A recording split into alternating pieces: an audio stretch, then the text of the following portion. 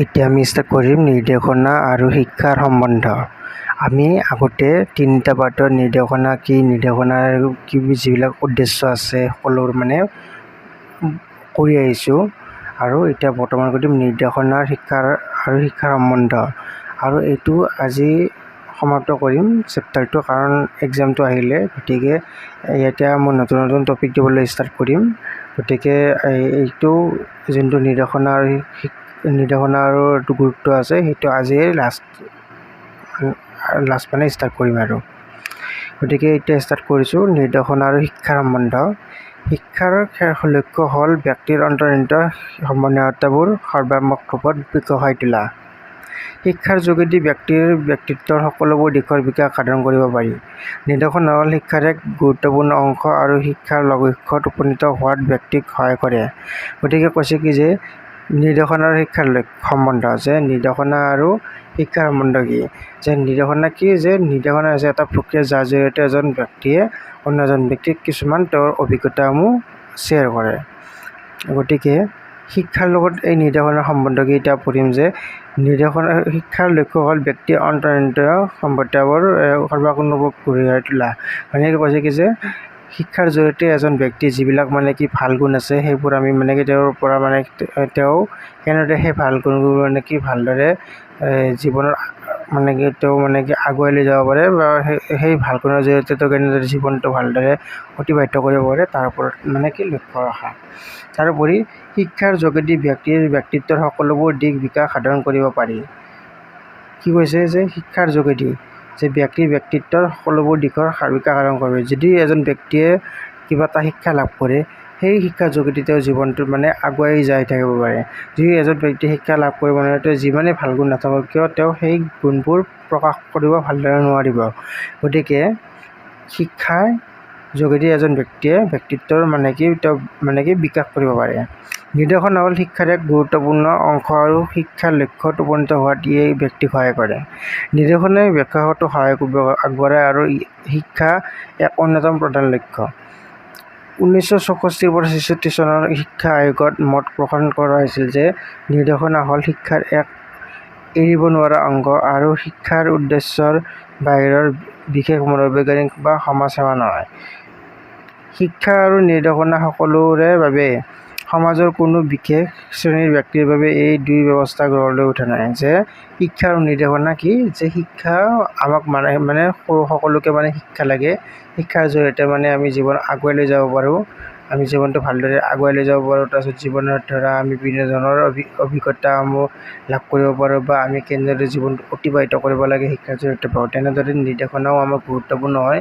নিৰ্দেশনাৰ জৰিয়তে আমি বিভিন্ন ধৰণৰ অন্য ব্যক্তিৰ পৰা আমি শিক্ষা পাওঁ, যিবোৰ শিক্ষাবোৰ আমি আমাৰ জীৱনত ব্যৱহাৰ কৰি জীৱনটো ভালদৰে পৰিচালিত কৰিব পাৰোঁ। গতিকে এতিয়া কৈছে যে নেক্সট, যে জনে শিক্ষা আৰু নিৰ্দেশনাৰ মাজত থকা সম্বন্ধ তলত উল্লেখ কৰা ধৰণে বিশ্লেষণ কৰিছে। সকলো নিৰ্দেশনাই শিক্ষা, কিন্তু শিক্ষাৰ কিছুমান দিশ নিৰ্দেশনা নহয়। সিহঁতৰ উদ্দেশ্য একে, ব্যক্তিৰ বিকাশ সাধন কৰা, কিন্তু শিক্ষাৰ ক্ষেত্ৰত প্ৰয়োগ কৰা আৰু নিৰ্দেশনাৰ প্ৰয়োগ কৰা পদ্ধতি একে নহয়। গতিকে কৈছে যে যে জনে কৈছে কি যে শিক্ষা আৰু নিৰ্দেশনাৰ মাজত সম্বন্ধ থাকিলেও কিছুমান কিছু ক্ষেত্ৰত বেলেগ হয়। যে সকলো নিৰ্দেশনাই শিক্ষা, কিন্তু শিক্ষাৰ কিছুমান দিশ নিৰ্দেশনা নহয়। যে সকলো নিৰ্দেশনা শিক্ষা কি, যে আমি ধৰা কিবা এটা কাম বুজি পোৱা নাই, বা ডাঙৰ ব্যক্তিসকলে বা বুঢ়া মানুহসকলে আমাক যিবিলাক জ্ঞান দিয়ে, সেইবোৰ হৈছে এটা শিক্ষা। কিন্তু অন্যহাতে আমাৰ যিবিলাক সাধাৰণ আমি ঘৰত মা দেউতাই যিবিলাক শিক্ষা দিয়ে, সেইবিলাক নিৰ্দেশনা দিয়ে বা শিক্ষা দিয়ে, সেইবিলাক আমাৰ শিক্ষাত নপৰে।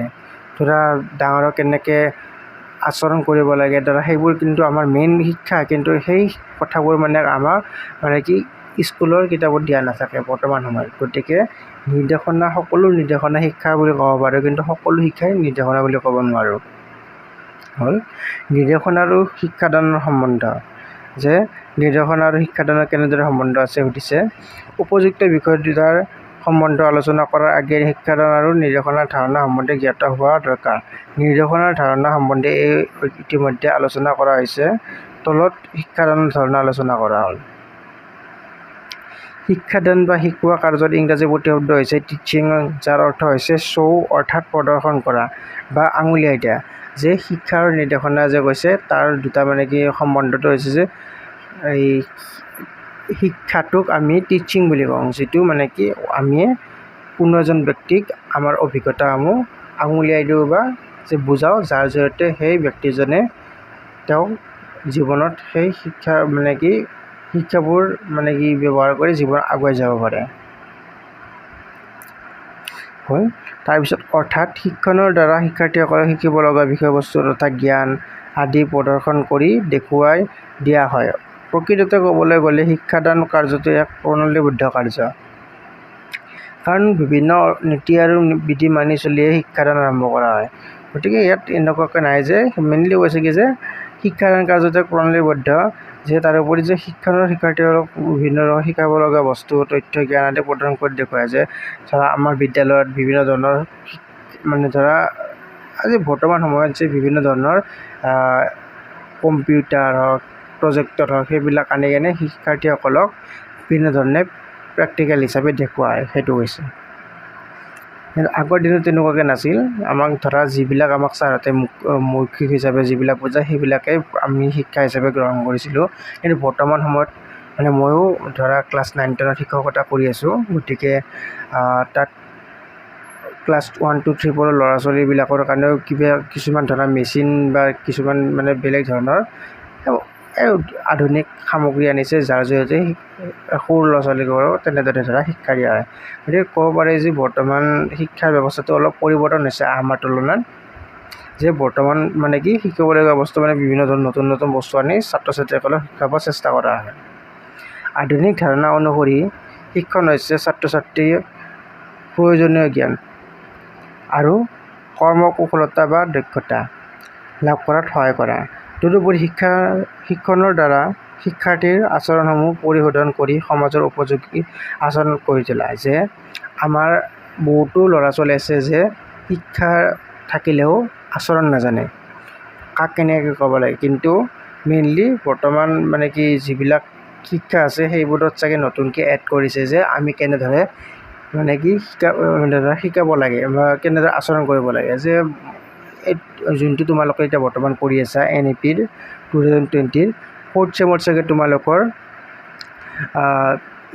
স্কুলে তোমালোকক মানে টিচাৰ হিচাপে যাব দিয়ে, যে ল'ৰা ছোৱালী শিকাবৰ কাৰণে কিবা 72 ঘণ্টা নে 100 ঘণ্টা তেনেকুৱাকৈ তোমালোকক কিবা এটা টিচিঙৰ কাৰণে যাব দিয়ে। গতিকে এইবোৰ আমাৰ টাইমত নাছিল। আমিও ডিগ্ৰী কমপ্লিট কৰি কিনে আহিছোঁ, কিন্তু আমাৰ তেনেকুৱাকৈ নাছিল। কিন্তু তোমালোকক এতিয়া যে 4 বছৰ কোৰ্চ কৰাৰ পিছত তোমালোকক স্কুলত বুজাবলৈ যাবলৈ কিনে দিয়া হৈছে। কিহৰ কাৰণে? যে ছাত্ৰ ছাত্ৰীসকলে যে সৰুৰ পৰা অভিজ্ঞতা আহৰণ কৰি যে কেনেদৰে সৰু ল'ৰা ছোৱালীবিলাকক বুজাব পাৰে। BA 4th চেমত আছে চাগে, BA 4th চেমত তোমালোকৰ স্কুলে তোমালোকক মানে কি কিছুমান মানে স্কুলত যাব দিব, তোমালোকক টিচিং কৰিব দিব। 100 ঘণ্টা নে 150 ঘণ্টা তোমালোকক মানে কি টিচিং মানে তোমালোকক প্ৰস্তুত দিছে। গতিকে সেইবোৰেই ধৰা ইয়াৰ জৰিয়তে মানে কি তোমালোকক কেনেদৰে বুজাবা, সৰু ল'ৰা ছোৱালীক কেনেদৰে বুজাবা, সেইবোৰৰ মানে কি তোমালোকক মানে টেষ্টটো কৰাই, যাতে তোমালোকে যদি ফিউচাৰত শিক্ষক হ'ব খোজা তেতিয়াহ'লে সেইবিলাকৰ নলেজে তোমালোকৰ কামত আহিব। হ'ল। তাৰপিছত আধুনিক ধাৰণা অনুসৰি শিক্ষণ হৈছে ছাত্ৰ ছাত্ৰীক প্ৰয়োজনীয় জ্ঞান আৰু কৰ্মকুশলতা বা দক্ষতা লাভ কৰাত সহায় কৰা। তদুপৰি শিক্ষণৰ দ্বাৰা শিক্ষাৰ্থীৰ আচৰণসমূহ পৰিশোধন কৰি সমাজৰ উপযোগী আচৰণ গঢ়ি তোলা হয়। শিকোৱা এক জটিল কাৰ্য। এনে কাৰ্যৰ লগত সমসাময়িক সমাজৰ জীৱনৰ নীতি আদৰ্শ, ৰুচিবোধ, সামাজিক প্ৰমূল্যবোধ, অৰ্থনৈতিক আদৰ্শ, শিক্ষাৰ লক্ষ্য আদি গভীৰভাৱে জড়িত হৈ থাকে। ইয়াৰ উপৰি শিক্ষণ প্ৰক্ৰিয়াৰ লগত ছাত্ৰ ছাত্ৰীসকলক মানসিক সক্ষমতা, বৌদ্ধিক সক্ষমতা, সামাজিক সচেতনতা আদি শিকোৱা জড়িত হৈ থাকে। গতিকে ইয়াতে কি কৈছে যে শিকোৱাটো এটা জটিল কাৰ্য। কিয়নো যে আমি নিজে যদি কিবা এটা পঢ়িব লাগে বা বুজিব লাগে, সেইটো আমাৰ কাৰণে ইজি হয়। যদি সেই বস্তুটো আমি যদি অন্য কোনোবাক বুজাব লগা হয়, তেতিয়াহ'লে আমাৰো বহুতো প্ৰব্লেম দেখা যায়। গতিকে কিয়নো যে সকলোৰে আমাৰ মানে মগজুটো একে নহয়, কিছুমানে তৎক্ষণাত কথাখিনি কেপচাৰ কৰিব পাৰে, কিছুমানে নোৱাৰে। গতিকে শিক্ষাটো এটা বহুত জটিল কাৰ্য হয়। তাৰপিছত ইয়াতে কৈছে, তাৰপিছত কৈছে কি যে এনে কাৰ্যৰ লগত সমসাময়িক জীৱনৰ নীতি আদৰ্শ, ৰুচিবোধ, সামাজিক মূল্যবোধ, অৰ্থনৈতিক কাৰ্য আদৰ্শ, শিক্ষাৰ লক্ষ্য আদি গভীৰভাৱে জড়িত হৈ থাকে। ইয়াৰ উপৰি শিক্ষণ প্ৰক্ৰিয়াৰ লগত ছাত্ৰ ছাত্ৰীসকলৰ মানসিক সক্ষমতা, বৌদ্ধিক সক্ষমতা, সামাজিক সচেতনতা আদি শিক্ষাৰ লগত জড়িত হৈছে। ইয়াৰ লগতে শিক্ষাৰ লগতে তেওঁলোকৰ পাঠ্য যিবিলাক শিক্ষা আছে সেইবিলাকৰ উপৰিও তেওঁলোকৰ মানসিকভাৱে কেনেদৰে তেওঁলোকক ভালদৰে গঢ়ি তুলিব পাৰি, তাৰপিছত বৌদ্ধিক মানে কি ধৰা বিভিন্ন ধৰণৰ আইডিয়া কেনেদৰে তেওঁলোকক দিব পাৰি সেইবোৰ। তাৰপিছত সামাজিক সচেতনতা মানে কি সমাজক কেনেদৰে তেওঁলোকে বিভিন্ন ধৰণে মানুহক সহায় কৰিব পাৰে বা সমাজক কেনেদৰে উন্নতিৰ কাৰণে তেওঁলোকে আগবাঢ়ি লৈ যাব পাৰে তাৰ ওপৰত মানে কি গুৰুত্ব দিয়া হ'ব। সময় পৰিৱৰ্তনশীল, পৰিৱৰ্তন সময়ৰ লগত শিক্ষাৰ লক্ষ্য, উদ্দেশ্য আৰু আদিৰ পৰিৱৰ্তন হয়। ফলত শিক্ষণ প্ৰক্ৰিয়াৰ ধাৰণাসমূহ পৰিৱৰ্তন হোৱাৰ সম্ভাৱনা থাকে। শিক্ষণ প্ৰক্ৰিয়াৰ সম্বন্ধে স্পষ্ট ধাৰণা পাবৰ বাবে বিভিন্ন শিক্ষাবিদৰ দৃষ্টিভংগী বিচাৰ কৰি চোৱা দৰকাৰ। ওপৰৰ ধাৰণাৰ পৰা ক'ব পাৰি যে শিক্ষাদান আৰু নিৰ্দেশনাৰ মাজত থকা এক সম্বন্ধ আছে, কিয়নো এই দুয়োটা কাৰ্যই ছাত্ৰ ছাত্ৰীৰ বিকাশৰ বাবে সহায় আগবঢ়ায়। শিক্ষাদান আৰু নিৰ্দেশনাই শিক্ষণ প্ৰক্ৰিয়াৰ ল'ৰা ছোৱালীয়ে সন্মুখীন হোৱা সমস্যাবোৰ নিৰাময় কৰাত সহায় কৰে। এই দুই ধৰণৰ দ্বাৰা শিক্ষাদানৰ উদ্দেশ্যত উপনীত হ'ব পৰা যায়। গতিকে এই দুই ধাৰণাৰ মাজত এক সম্বন্ধ আছে, কিন্তু এই দুই ধাৰণাৰ মাজত কেতবোৰ পাৰ্থক্য আছে। সেইবোৰ হ'ল চোৱা যে শিক্ষা আৰু নিৰ্দেশনা দুটাই এটা আনটোৰ লগত জড়িত হয়। যে নিৰ্দেশনা কি যে এক প্ৰকাৰৰ শিক্ষা, যে আমাক ডাঙৰ মানুহবিলাকে বা যিবিলাক অভিজ্ঞতা থকা ব্যক্তি আছে তেওঁলোকে কোনো এটা বিষয়ত আমাক কিবা এটা প্ৰব্লেম হ'লে আমাক হেল্প কৰাটো হৈছে এক প্ৰকাৰৰ যি হেল্প কৰা হিচাপত যিটো আমাক আইডিয়া বা শিক্ষা দিয়ে সেইটো হৈছে নিৰ্দেশনা। আৰু আমি স্কুলত যিবিলাক শিক্ষা লাভ কৰোঁ, যিটোৰ জৰিয়তে আমি জীৱনটো অতিবাহিত কৰিব পাৰোঁ, সেইবোৰৰ এটা হৈছে শিক্ষাই। গতিকে শিক্ষা আৰু নিৰ্দেশনা একে হ'লেও কিছুমান পাৰ্থক্য দেখা পোৱা যায়। সেইবোৰ হৈছে নিৰ্দেশনা আৰু শিক্ষাদান, এই দুটাৰ পাৰ্থক্য এতিয়া পঢ়িম। নিৰ্দেশনা প্ৰদানৰ কোনো স্থিৰ সময় নাথাকে, ই গোটেই জীৱন জুৰি চলি থাকে। যে নিৰ্দেশনা, যে ধৰা আমি এজন বুঢ়া মানুহক যদি এটা মোবাইল আমি শিকাওঁ, মোবাইলটো কেনেদৰে ব্যৱহাৰ কৰিব লাগে সেইটো এটা নিৰ্দেশনা পৰিব। কাৰণ ইয়াৰ জৰিয়তে তেওঁক আমি কিবা এটা শিক্ষাদান কৰিছোঁ, যিটো তেওঁ মানে কি পিছলৈকে যিমান দিন জীয়াই থাকে তেওঁ সেইখিনি শিক্ষাটো লাভ কৰিব পাৰিব। গতিকে এজন বুঢ়া মানুহক যেতিয়া আমি এটা মোবাইল ব্যৱহাৰ কৰা শিকাম, তেতিয়াহ'লে সেইটো তেওঁ আমাতকৈ ডাঙৰ হ'ল। আৰু তাৰোপৰি ক'ব পাৰি যে তেওঁ যিখিনি জীৱন জুৰি আছে, তেওঁ বাকী তেওঁ যিখিনি সময় আছে সেইখিনি তেওঁ সেই সময়খিনিত এই মানে কি নিৰ্দেশনাটো তেওঁ মানে কি ডেইলি মানে কি আহৰণ কৰিব পাৰে। গতিকে ক'ব পাৰি যে এই নিৰ্দেশনা কোনো ধৰণৰ স্থিৰ টাইম নাই। তেওঁক যিকোনো ধৰা আমি ৰাতিৰ টাইমতো আমি ধৰা এই কোনোবা এজনক কিবা ক'ব পাৰোঁ বা বুজাব পাৰোঁ। গতিকে নিৰ্দেশনাৰ কোনো নিৰ্দিষ্ট সময় নাথাকে। শিক্ষাদানৰ কিন্তু এটা নিৰ্দিষ্ট সময় স্থিৰ কৰি দিয়ে। ধৰা শিক্ষাদান বুলি ক'লে ধৰা বিদ্যালয়ৰ শিক্ষা আমি ৰাতিপুৱা 9টা বজাৰ পৰা 2টা বজালৈকে বা 3টা বজালৈকে। গতিকে শিক্ষাদানৰ এটা নিৰ্দিষ্ট সময় বান্ধি দিয়া হৈছে, কিন্তু নিৰ্দেশনা তেনেকুৱা ধৰণৰ সময় বান্ধি দিয়া হোৱা নাই। নিৰ্দেশনা অনুষ্ঠানিক প্ৰক্ৰিয়া, অনানুষ্ঠানিক 2 নম্বৰ পইণ্ট যে নিৰ্দেশনা অনানুষ্ঠানিক প্ৰক্ৰিয়া মানে কি নিৰ্দেশনা আমি য'তে ত'তে গ্ৰহণ কৰিব পাৰোঁ। যে আমি ঘৰত থাকিলেও নিৰ্দেশনা ডাঙৰৰ পৰা গ্ৰহণ কৰিব পাৰোঁ, বা আমি ৰাস্তা দি গৈ থাকিলেও কিছুমানৰ পৰা ধৰা নিৰ্দেশনা লাভ কৰিব পাৰোঁ। আনহাতে শিক্ষাদান হৈছে আনুষ্ঠানিক প্ৰক্ৰিয়া, যে ক'ব গ'লে যে আমি শিক্ষা কেৱল আমি বিদ্যালয়তে লাভ কৰোঁ, যিবিলাক পাঠগত শিক্ষা, গতিকে সেইবিলাক আমি বিদ্যালয়ৰ পৰা লাভ কৰোঁ। গতিকে শিক্ষাদান এটা আমাৰ আনুষ্ঠানিক প্ৰক্ৰিয়া বুলি কৈছে। বা 3 নম্বৰ পইণ্টটো হৈছে নিৰ্দেশনাৰ প্ৰদানৰ বাবে প্ৰশিক্ষণপ্ৰাপ্ত নহ'লেও হয়। যে এজন বুঢ়া মানুহ যি মানে কি তেওঁ বিদ্যালয়লৈ যাই পোৱা নাই, তেওঁ আমাক বহুতো ধৰণৰ আমাক শিক্ষা প্ৰদান কৰিব পাৰে, যে এইবোৰ কৰিব নালাগে বা এইবোৰ কৰিলে আমাৰ বিপদ হ'ব পাৰে, বা কিছুমান কাম আছে যিটো মানে কৰিলে তেওঁলোক আমাৰ মানে জীৱনত আগবাঢ়ি যাব পাৰোঁ। তেওঁৰ যদি নিজৰ শিক্ষাও নাথাকে, পাঠ্যগত শিক্ষা, তথাপিও তেওঁ আমাক নিৰ্দেশনাৰ জৰিয়তে শিক্ষা প্ৰদান কৰিব পাৰে। শিক্ষাদানৰ ক্ষেত্ৰত কিন্তু সেইটো নহয়, যে শিক্ষাদানৰ বাবে প্ৰশিক্ষণ প্ৰয়োজন। আমি যদি কোনোবাক কিবা এটা পাঠৰ বিষয়ে বুজাব খোজোঁ, তেতিয়াহ'লে নিজেও আমি সেই পাঠটো মানে কি সেই পাঠটোৰ বিষয়ে জানিব লাগিব। এইবাৰ আমি 4 নম্বৰ পইণ্টটো পঢ়িম যে নিৰ্দেশনা যিকোনো ব্যক্তিয়ে প্ৰদান কৰিব পাৰে। যে ইয়াত কৈছে কি যে নিৰ্দেশনা যে ধৰা আমাক যিকোনো ব্যক্তিয়ে কিবা এটা ধৰা আমাক কৈছে বা শিকাইছে সেইটো হৈছে নিৰ্দেশনা। গতিকে নিৰ্দেশনা যিকোনো ব্যক্তিয়ে প্ৰদান কৰিব পাৰে। ইফালে আনহাতে শিক্ষাদানক কৈছে কি যে শিক্ষাদান প্ৰশিক্ষণপ্ৰাপ্ত শিক্ষকে প্ৰদান কৰিব পাৰে। যিসকল ব্যক্তিয়ে ধৰা কোনো এটা বিষয়ত ধৰা পঢ়ি আহিছে আৰু তেওঁ যেতিয়া অন্য এজন ব্যক্তি বুজাব লগা হয় সেই বিষয়ে বুজায় তেতিয়াহে সেইটো শিক্ষাদান বুলি কৈছে। অৰ্থাৎ কি যে এজন ব্যক্তিয়ে ধৰা বিভিন্ন ধৰণৰ ট্ৰেইনিং লৈ কিবা এটা পাঠ তেওঁক কি বুজাবৰ কাৰণে ধৰা আগতে তেওঁক বুজাব দিছে ট্ৰেইনিঙৰ। গতিকে সেইবোৰ পাঠে তেওঁ কি ছাত্ৰ ছাত্ৰীসকলক কি বুজাব লাগিব। ধৰা টেটৰে কথা কওঁ, টেট হওক বা BEd হওক, এইবোৰ কি শিক্ষকসকলক কি যিবিলাক কি ল'ৰা ছোৱালীয়ে শিক্ষক হ'ব যে তেওঁলোকক বিভিন্ন ধৰণৰ ট্ৰেইনিং দিয়া হয়, যাৰ জৰিয়তে তেওঁলোকে সেই ট্ৰেইনিঙৰ জৰিয়তে যিবিলাক শিক্ষা লাভ কৰে সেইবোৰ সেইবোৰ শিক্ষা শিক্ষাৰ জৰিয়তে ল'ৰা ছোৱালীবিলাকক বুজায়। গতিকে শিক্ষাদানৰ প্ৰশিক্ষণপ্ৰাপ্ত শিক্ষকে প্ৰদান কৰিব পাৰে বুলি কৈছে। তাৰপিছত হৈছে 5 নম্বৰ, নিৰ্দেশনাই ছাত্ৰ ছাত্ৰীৰ আৱেগিক আৰু দৈহিক দিশৰ সমস্যাত প্ৰাধান্য দিয়ে। যে নিৰ্দেশনা কি? নিৰ্দেশনা এটা আমাৰ অনানুষ্ঠানিক প্ৰক্ৰিয়া যিটো আমি য'তে ত'তে লাভ কৰিব পাৰোঁ। যে আমাৰ বিভিন্ন ধৰণৰ দেহত ধৰা কিবা এটা বেমাৰ হৈছে বা সমস্যা আছে বা আমি বিভিন্ন ধৰণৰ সমস্যাত ভুগি আছোঁ, যে মনৰ কিবা সমস্যাত ভুগি আছোঁ বা তেনেকুৱা ধৰণৰ সমস্যা থাকিলে নিৰ্দেশনাৰ জৰিয়তে আমাক অন্য ব্যক্তিয়ে আমাৰ সেই সমস্যাবোৰ সমাধান কৰিব চেষ্টা কৰিব পাৰে। কিন্তু শিক্ষাদানত সেইটো নহয়। শিক্ষাদানে কেৱল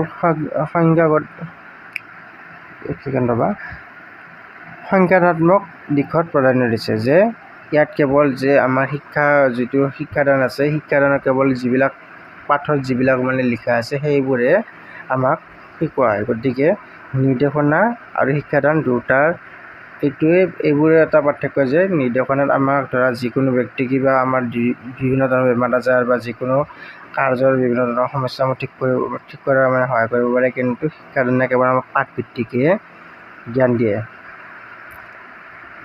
তাৰপিছত 6 নম্বৰ হৈছে নিৰ্দেশনা যিকোনো ঠাইতে প্ৰদান কৰিব পাৰি। যে মোক অলৰেডি ক'লোঁ যে আমাক ৰাস্তা ঘাট হওক, ঘৰত হওক, ফুৰিব গ'লে হওক, যিকোনো সময়তে আমাক নিৰ্দেশনা আমি লাভ কৰিব পাৰোঁ অভিজ্ঞ ব্যক্তিসকলৰ পৰা। কিন্তু পাঠদানৰ ক্ষেত্ৰত বা শিক্ষাদানৰ ক্ষেত্ৰত সেইটো নহয়। শিক্ষাদান কেৱল শ্ৰেণীকোঠাতে সম্ভৱ হ'ব পাৰে। আমি বিদ্যালয় বা স্কুলত গ'লেহে ছাত্ৰ ছাত্ৰীসকলে শিক্ষাদান লাভ কৰিব পাৰে। বিদ্যালয় হ'ব পাৰে বা কলেজ হ'ব পাৰে। গতিকে সেই পাঠৰ জ্ঞানসমূহ তেওঁলোকে বিদ্যালয়তে লাভ কৰিব পাৰে বা কলেজতে লাভ কৰিব পাৰে। গতিকে এইবোৰে হৈছে শিক্ষাদান আৰু নিৰ্দেশনাৰ কিছু পাৰ্থক্য। এবাৰ নেক্সট আমি ষ্টাৰ্ট কৰিম নিৰ্দেশনাৰ ভিত্তিবোৰ। Basis of guidance. নিৰ্দেশনাৰ মৌলিক প্ৰকৃতিৰ দাৰ্শনিক, মনোবৈজ্ঞানিক আৰু সমাজতান্ত্ৰিক দৃষ্টিভংগীৰে বিশ্লেষণ কৰা হয়। এই দৃষ্টিভংগীবোৰক নিৰ্দেশনাৰ ভিত্তি বোলা হয়। যে নিৰ্দেশনাৰ ভিত্তি বুলিলে কি বুজা? তাত কুৱেশ্যন আহিব পাৰে 1 নম্বৰী। তাত আছে যে নিৰ্দেশনাৰ মৌলিক প্ৰকৃতি দাৰ্শনিক, মনোবৈজ্ঞানিক আৰু সমাজতান্ত্ৰিক দৃষ্টিভংগীৰে বিশ্লেষণ কৰা হয়। এই দৃষ্টিভংগীবোৰক নিৰ্দেশনাৰ ভিত্তি বোলা হয়। তলত বহলাই এই ভিত্তিকেইটাৰ বিষয়ে আলোচনা কৰা হয়। যে নিৰ্দেশনাৰ ভিত্তিবোৰ আমি এতিয়া আলোচনা কৰিম। নিৰ্দেশনাৰ দাৰ্শনিক ভিত্তি। সকলো বিজ্ঞানৰ মাতৃস্বৰূপ হ'ল দৰ্শন আৰু নিৰ্দেশনা ইয়াৰ ব্যতিক্ৰম নহয়। দাৰ্শনিক দৃষ্টিভংগীৰে নিৰ্দেশনাৰ লক্ষ্য হ'ল আত্ম-উপলব্ধি আৰু আত্ম-নিৰ্দেশনা।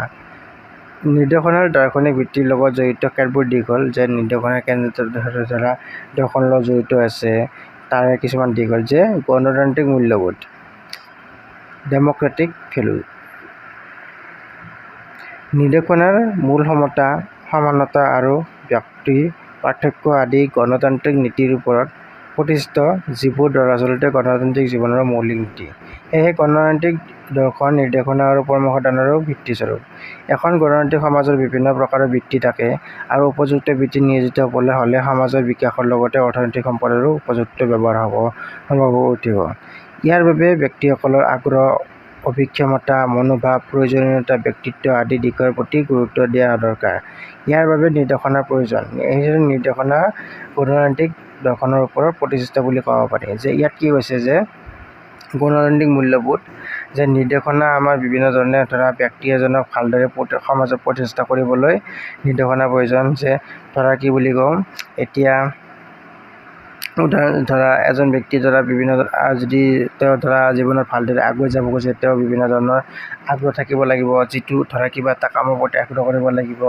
তাৰপিছত তেওঁৰ মনোভাৱ, ধৰা যিটো কাম কৰিব সেইটোৰ প্ৰতি মানে কি তেওঁ ভালদৰে মনোযোগ দিব লাগিব, বা তাৰপিছত আৰু কি প্ৰয়োজনীয়তা, ব্যক্তিত্ব আদি দিশৰ প্ৰতি গুৰুত্ব দিয়া, যে তেওঁ সেই যিটো কাম শিকি আছে তেওঁ সেইটো কাম কেনেদৰে ধৰা সেইটো কামৰ প্ৰয়োজনীয়তা কি, তাৰপিছত তেওঁ কেনেদৰে সেইটো কাম কৰিলে ধৰা সমাজত মানে ধৰা জীৱনটো ভালদৰে পৰিচালিত বা আগুৱাই লৈ যাব পাৰিব, সেইবোৰ সকলোবোৰ মানে কি সেই গণতান্ত্ৰিক মূল্যবোধৰ অন্তৰ্গত।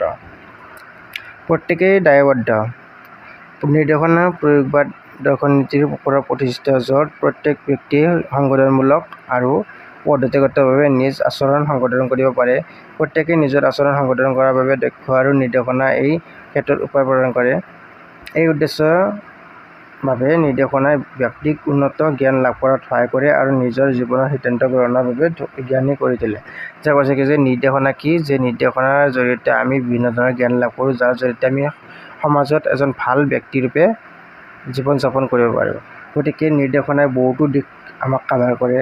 সেইবোৰৰ উপৰিও যে নিৰ্দেশনাই আমাক বিভিন্ন ধৰণৰ কেনেদৰে ধৰা আচৰণ কৰিব লাগে, বা কেনেদৰে ধৰা আমি ধৰা নিজৰ যিবিলাক খং আছে, আচৰণ আছে, ধৰা সেইবোৰ মানে কণ্ট্ৰল কৰিব লাগে, সেইবোৰত আমি মানে নিৰ্দেশনাৰ জৰিয়তে আমাক মানে কি আমাক কণ্ট্ৰল কৰিব মানে শিকোৱা হয়।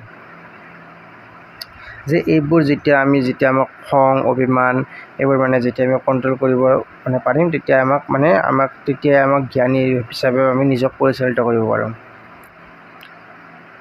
ব্যক্তি অধ্যয়নৰ বাবে বৈজ্ঞানিক পদ্ধতি ব্যৱহাৰ। ৩ নম্বৰ পইণ্ট। নিৰ্দেশনাৰ এক নীতি হ'ল বৈজ্ঞানিক পদ্ধতিৰ প্ৰত্যেক ব্যক্তিৰ আচৰণ সংশোধন কৰা আৰু ব্যক্তিৰ সমস্যাৰ কাৰণবোৰ উদঘাটন কৰা। ইয়াৰ বাবে ব্যক্তি আৰু তেওঁৰ পৰিৱেশৰ বিষয়ে তথ্যবোৰ বিজ্ঞানসন্মত সংগ্ৰহ কৰিব লাগে। ব্যক্তিক অধ্যয়নৰ ক্ষেত্ৰত বৈজ্ঞানিক পদ্ধতিৰ অধ্যয়ন দৰ্শনৰ অৱদান। যে কি হৈছে ব্যক্তি অধ্যয়নৰ বাবে বৈজ্ঞানিক পদ্ধতি ব্যৱহাৰ। যে ধৰা যে বৰ্তমান সময়ত অলৰেডি মই ক'লোৱে যে ল'ৰা ছোৱালীক স্কুলত যিবিলাক জ্ঞান দিয়া হয়, আমাৰ সময়ত যিবিলাক জ্ঞান দিয়া হৈছিল তাতকৈ মানে অলপমান বেলেগ হয়, কিয়নো যে বৰ্তমান আধুনিক যুগ, গতিকে আধুনিক যুগৰ লগত ল'ৰা ছোৱালীৰ লগত মানে ভালদৰে আগুৱাই যাবলৈ তেওঁলোকক নতুন নতুন শিক্ষা প্ৰদান কৰা হয়, যাতে তেওঁলোকে আধুনিক যুগৰ লগত তেওঁলোকে ভালদৰে মিলি মানে চলিব পাৰে। গতিকে ইয়াতে নিৰ্দেশনাটো কৈছে যে নিৰ্দেশনা আমি আধুনিক হিচাপে মানে কি নিৰ্দেশনাৰ জৰিয়তে আমি কেনেদৰে ধৰা মানে বৰ্তমান যুগত মানে আধুনিক যুগত আমি ভালদৰে পৰিচালিত হৈ জীৱনটো অতিবাহিত কৰিব পাৰোঁ, তাৰ ওপৰত আমি মানে লক্ষ্য ৰাখিব লাগে। উপযুক্ত, এবাৰ খ নম্বৰ, উপযুক্ত ব্যক্তিৰ বাবে উপযুক্ত বৃত্তি। যে নিৰ্দেশনাই কি কৰে, যে অলৰেডি কৈছোঁ, আগৰ পাৰ্টবোৰতো কৈছোঁ, আগতে চাই ল'বা আগৰ পাৰ্টবোৰত কি কৈছিলোঁ, যে উপযুক্ত ব্যক্তিৰ বাবে উপযুক্ত বৃত্তি প্ৰদান কৰে। যে নিৰ্দেশনা কি, যে নিৰ্দেশনাই আমাৰ যিবিলাক ৰুচি আছে সেই ৰুচিবোৰক আমি কেনেদৰে ধৰা কি পঢ়িলে বা কি কৰিলে আমি সেই ৰুচিবোৰৰ লগত মানে কি যুক্তি ৰাখি আমি চাকৰি পাব পাৰোঁ, সেইবোৰ জ্ঞান মানে নিৰ্দেশনাত প্ৰদান কৰা হয়। গতিকে নিৰ্দেশনাই আমাক উপযুক্ত বৃত্তি নিৰ্বাচন কৰাত সহায় কৰে বা কাম বিচৰাত সহায় কৰে। হ'ব, এইবোৰ হৈছে ভিত্তি। 26 পেজ নম্বৰ তোমালোকৰ আছিল নিৰ্দেশনাৰ প্ৰকাৰবোৰ। নিৰ্দেশনাৰ প্ৰকাৰ কি আছে চাবা। যে পটেৰচনৰ শ্ৰেণী বিভাজনত শৈক্ষিক নিৰ্দেশনা আছিল 1 নম্বৰ। 2 নম্বৰ পইণ্ট আছিল বৃত্তীয় নিৰ্দেশনা। 3 নম্বৰ আছিল ব্যক্তিগত নিৰ্দেশনা। তাৰপিছত 4 নম্বৰ আছিল স্বাস্থ্য নিৰ্দেশনা। তাৰপিছত 5 নম্বৰ আছে অৰ্থনৈতিক নিৰ্দেশনা। তাৰপিছত নেক্সট আছে খ, প্ৰক্টৰৰ শ্ৰেণী বিভাজনৰ আছিল বৃত্তীয় নিৰ্দেশনা, শৈক্ষিক নিৰ্দেশনা, সামাজিক আৰু পৌৰ কাৰ্যৰ বাবে নিৰ্দেশনা। তাৰপিছত 4 পইণ্টটো আছিল চৰিত্ৰ গঠন আৰু কাৰ্যৰ বাবে নিৰ্দেশনা। 5 নম্বৰ আছিল স্বাস্থ্য আৰু দৈহিক কাৰ্যৰ লগত সম্বন্ধিত নিৰ্দেশনা। 6 নম্বৰ আছিল আজৰি সময়ৰ ব্যৱহাৰৰ বাবে নিৰ্দেশনা। হ'ল। এবাৰ নেক্সট আছে গ নম্বৰত মায়েৰ চৰৰ শ্ৰেণী বিভাজন। তেওঁৰ মতে শৈক্ষিক নিৰ্দেশনা, বৃত্তীয় নিৰ্দেশনা এইবোৰ আছিল। গতিকে এইবোৰ তোমালোকে চাবা যে ক, খ, গ যিবিলাক আছে যে কোনে নিৰ্দেশনাৰ প্ৰকাৰবোৰ ধৰা পটাৰজনৰ 3টা কৰিলা, প্ৰক্টৰৰ 3টা কৰিলা, মাৰ্চাৰৰ যিটো আছে সেইকেইটা কৰিলা হ'ব। বা নেক্সট আহিল যে শৈক্ষিক নিৰ্দেশনাৰ সংজ্ঞা। শৈক্ষিক নিৰ্দেশনা কি? এতিয়া শৈক্ষিক নিৰ্দেশনাৰ ধাৰণা অধিক স্পষ্টভাৱে বোধগম্য কৰিবলৈ হ'লে বিজ্ঞজনে আগবঢ়োৱা ইয়াৰ সংজ্ঞাবোৰ কঢ়িয়াই চোৱাটো প্ৰয়োজনীয়। শৈক্ষিক নিৰ্দেশনা কেতবোৰ সংজ্ঞা তলত উল্লেখ কৰা হ'ল। শিক্ষাবিদ আৰ্থাৰ জেনৰ মতে শৈক্ষিক নিৰ্দেশনাই বিদ্যালয় পাঠ্যক্ৰমৰ বিষয়, বিদ্যালয় জীৱনৰ বাছনি আৰু সংযোজন কৰাত ছাত্ৰ-ছাত্ৰীসকলক সহায় আগবঢ়ায়। নেক্সট হৈছে ৰুথ ষ্ট্ৰাং। তেওঁৰ মতে শৈক্ষিক নিৰ্দেশনাই ব্যক্তিক এটা উপযুক্ত কাৰ্যসূচী নিৰ্বাচন কৰাৰ আগত তাৰ প্ৰগতিৰ বাবে পৰিকল্পনা কৰাত সহায় কৰে। ব্ৰিৱেৰৰ মতে শৈক্ষিক নিৰ্দেশনাৰ ব্যক্তিৰ বৌদ্ধিক বিকাশৰ বাবে সচেতনমূলকভাৱে সহায় আগবঢ়ায়। শিক্ষাদান অথবা শিক্ষাৰ ক্ষেত্ৰত কৰা যিকোনো কামেই নিৰ্দেশনাৰ অন্তৰ্ভুক্ত। 4 নম্বৰত আছে ডানছমুৰ এণ্ড মিলাৰ। তেওঁলোকৰ মতে হৈছে কি যে শৈক্ষিক নিৰ্দেশনা হ'ল ছাত্ৰ-ছাত্ৰীক বিদ্যালয় আৰু জীৱনত সুস্থ, সমযোজন, সন্তোষজনক কৃতিত্ব লাভৰ বাবে প্ৰদান কৰা এক প্ৰণালীবদ্ধ সহায়। গতিকে তোমালোকে ইমান গোটেইবিলাকতো মনত ৰখা সম্ভৱ নহয়। গতিকে শৈক্ষিক নিৰ্দেশনা বুলি ক'লে যে এনেদৰে বুজাবা যে শৈক্ষিক নিৰ্দেশনা এটা প্ৰক্ৰিয়া যাৰ জৰিয়তে আমাৰ সৰু ল'ৰা-ছোৱালীসকলক বিদ্যালয়ৰ জৰিয়তে যিবিলাক কি শিক্ষা প্ৰদান কৰা হয় সেইবোৰে হৈছে শৈক্ষিক নিৰ্দেশনা। এই শৈক্ষিক নিৰ্দেশনাৰ জৰিয়তে ছাত্ৰ-ছাত্ৰীসকলক আমি কেনেদৰে ধৰা তেওঁলোকৰ ভৱিষ্যতত কেনেদৰে কি কৰিলে তেওঁলোকে জীৱন আগুৱাই যাব পাৰে তাৰ প্ৰতি আমি তেওঁলোকক কি শিক্ষা প্ৰদান কৰোঁ। তাৰোপৰি তাৰ লগত লগাই দিব পাৰে যে ধৰা এতিয়া ক্লাছ 9-10ৰ ল'ৰা-ছোৱালীবোৰক তেওঁলোকে ভৱিষ্যতত তেওঁলোকৰ ৰুচিবোৰৰ ভিত্তি কৰি তেওঁলোকে কিবোৰ কাম কৰিলে ধৰা তেওঁলোকে জীৱন আগুৱাই যাব পাৰে সেইবোৰ নিৰ্দেশনা হৈছে শৈক্ষিক নিৰ্দেশনা। এইবোৰ দিলে হ'ব। তোমালোকে এইবোৰ পইণ্ট মুখস্থ কৰিলে কৰিব পাৰা যিবিলাক ক'লোঁ যে কোনজনে কি কৈছিল। গতিকে সেইবোৰ নকৰিলেও মই কোৱাখিনি লিখিলে হৈ যাব। তাৰপিছত নেক্সট হ'ল বিভিন্ন শিক্ষাবিদে আগবঢ়োৱা শৈক্ষিক নিৰ্দেশনা সংজ্ঞাবোৰ বিশ্লেষণ কৰিলে তলত উল্লেখ কৰিলে দিশবোৰ দেখিবলৈ পোৱা যায় যে ওপৰত যিবিলাক কি ব্যক্তিসকলে যে যিবিলাক শৈক্ষিক নিৰ্দেশনাৰ সংজ্ঞাবোৰ দিছে সেইবোৰ লক্ষ্য কৰিলে দেখা যায় যে 1 নম্বৰ পইণ্টটো শৈক্ষিক নিৰ্দেশনাৰ বিদ্যালয়ত সমযোজন স্থাপন কৰা হয়। 2 নম্বৰ শিক্ষানুষ্ঠানৰ সকলো পাঠ্যক্ৰমিক আৰু পাঠ্যক্ৰমিক বিষয়বস্তু শৈক্ষিক নিৰ্দেশনা অন্তৰ্ভুক্ত কৰি লয়। 3 নম্বৰ ছাত্ৰ-ছাত্ৰীৰ বৌদ্ধিক বিকাশত শৈক্ষিক নিৰ্দেশনা সহায় আগবঢ়ায়। 4 নম্বৰ পইণ্টটো এজন ব্যক্তিৰ বিত্তীয়, সামাজিক আৰু ব্যক্তিগত বিষয়ৰ লগত শৈক্ষিক নিৰ্দেশনা জড়িত নহয়। 5 নম্বৰ পইণ্টটো শৈক্ষিক নিৰ্দেশনা পৰিসৰে ব্যক্তিৰ স্বাস্থ্য আৰু গৃহ আৰু বিদ্যালয়ৰ সম্বন্ধ আদিকো অন্তৰ্ভুক্ত কৰে।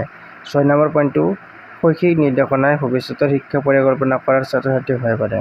7 নম্বৰ পইণ্টটো ছাত্ৰ-ছাত্ৰীৰ শৈক্ষিক কৃতিত্বৰ বিকাশৰ সাধনত শৈক্ষিক নিৰ্দেশনা আগবঢ়ায়। গতিকে এইবোৰৰ পৰা কি বুজি পাইছে যে শৈক্ষিক নিৰ্দেশনা অকল স্কুলৰ লগত জড়িত আছে, যে আমি স্কুলত যিবোৰ কি আমি ধৰা জ্ঞান লাভ কৰিছোঁ সেইবোৰেই আমি শৈক্ষিক নিৰ্দেশনা বুলি ক'ব পাৰোঁ। গতিকে 1 নম্বৰটো হিচাপত কৈছে শৈক্ষিক নিৰ্দেশনা সমাজৰ আমাৰ ধৰা আমি যিবিলাক জ্ঞান আছে সেইবোৰ আমি কেনেদৰে ধৰা ব্যৱহাৰ কৰিব পাৰোঁ তাৰ ওপৰত কৈছে। তাৰপিছত কৈছে কি যে আমাৰ যিবিলাক শৈক্ষিক নিৰ্দেশনাত পাঠ্যক্ৰম যেনে আমাৰ কিতাপবোৰৰ যিবোৰ জ্ঞান আছে সেইবোৰ ধৰা তাত দিয়া আছে। তাৰপিছত ছাত্ৰ-ছাত্ৰীৰ বৌদ্ধিক বিকাশত শৈক্ষিক নিৰ্দেশনাই সহায় কৰে যে ছাত্ৰ-ছাত্ৰীসকলৰ বৌদ্ধিক কি যে যিবিলাক বুদ্ধিসমূহ কেনেদৰে তেওঁলোকৰ উন্নত কৰা হ'ব সেইবোৰ কি শৈক্ষিক নিৰ্দেশনাত কৰা হয়। যেনে উদাহৰণস্বৰূপে ধৰা গণিতৰ কথা কওঁ যে যিমানে ক্লাছবোৰ ডাঙৰ হৈ যায় থাকে তেওঁলোকক কি যোগ, বিয়োগ, পূৰণ, হৰণ সেইবোৰ শিকা হয়, যাৰ জৰিয়তে তেওঁলোকে ধৰা বিভিন্ন ধৰণৰ জ্ঞান লাভ কৰে। কৰি কিনে সেই যোগ, বিয়োগ, পূৰণ, হৰণবোৰ তেওঁলোকে ধৰা বাস্তৱিক জীৱনত প্ৰয়োগ কৰে। অৰ্থাৎ যোগ, বিয়োগ, পূৰণ, হৰণ তেওঁলোকক লিখিব নালাগে ডাঙৰ হ'লে, কিন্তু তেওঁলোকে ধৰা বজাৰ কৰিব গ'লে তেওঁলোকৰ যোগ, বিয়োগ লাগে।